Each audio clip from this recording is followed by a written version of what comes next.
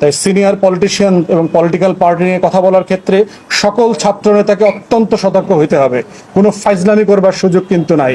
কারণ তোমরা কে কয়জন মারামারি করছো, কোন তারিখ থেকে কোন তারিখ মারামারি করছো, তোমরা কয়জন আহত হইছো আর কয়জন নিহত হইছো, সবকিছুর গল্প আমরা জানি।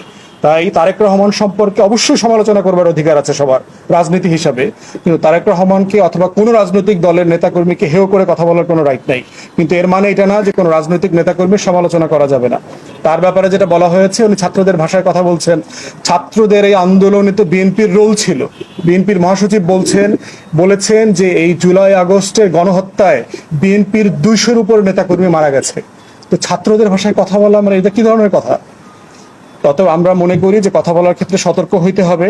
কোনো রাজনৈতিক নেতাকে ছোট করা যাবে না, কারোর ত্যাগকে ছোট করা যাবে না।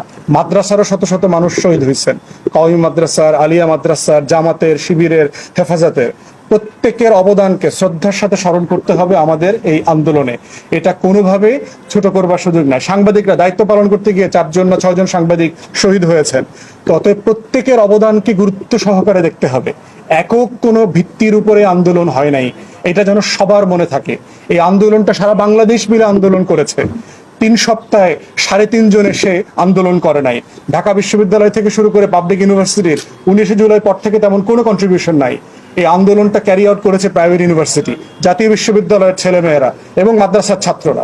অতএব সেই আন্দোলনের ব্যাপারে সবাইকে অবদানের জায়গাটা শেয়ার করতে হবে এবং সবাইকে ন্যায্যতার ভিত্তিতে সম্মানের সাথে আন্দোলনের শেয়ার দিতে হবে। আমরা মনে করি এর বাইরের অন্য কোনো আলোচনাটা আমাদের সবার জন্য সুখকর হবে না।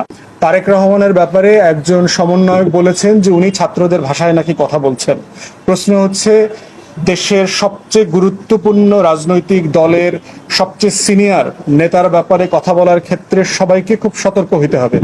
আসনাদ আব্দুল্লাহ থেকে শুরু করে সকল ছাত্র সমন্বয়ককে বলছি, তোমাদের এই আন্দোলনের সাথে তোমরা 3 সপ্তাহে আন্দোলন করো নাই। এই আন্দোলন বাংলাদেশের গণতন্ত্রকামী মানুষ গত 17 বছর থেকে করেছে। মেসি হঠাৎ করে গোল দিলে গোল হয় না, 11 জন খেলে মেসি বানাইতে হয়। অতএব তোমরা যদি মনে করে থাকো তোমরা 3 সপ্তাহে মেসি হইছো, তোমরা 3 সপ্তাহে রোনাল্ডো হয়ে গেছো, তোমরা বোকার স্বর্গে বাস করছো। অতএব একই প্রসেসের মধ্য দিয়ে ভারতে যারা পালিয়ে গেছেন তাদের বিরুদ্ধে যদি অভিযোগ তৈরি হয়, তদন্তের ভিত্তিতে বিচার হয়, তাদের বিরুদ্ধে যদি কনভিকশন হয়, তাদেরকে ফিরিয়ে আনার জন্য ভারতের সাথে যেভাবে আমরা বন্দি বিনিময় চুক্তির মাধ্যমে তাদেরকে ফিরিয়ে নিয়ে আসার চেষ্টা করতে পারবো, ইন্টারন্যাশনাল যে অর্গানাইজেশন আছে ইন্টারপোলের মাধ্যমে তাদেরকে ফিরিয়ে নিয়ে আসার সুযোগ আছে। তাই পালিয়ে গেল মানেই তিনি নিরাপদ, ব্যাপারটা তা নয়। অথবা যারা পালিয়ে যাচ্ছেন তাদেরকে মনে করিয়ে দিচ্ছি, আপাতত পৌষ মাসের 31 তারিখটা ভোগ করেন। পৌষের 31 তারিখ শেষ হয়ে গেলে কিন্তু অন্য মাস শুরু হবে।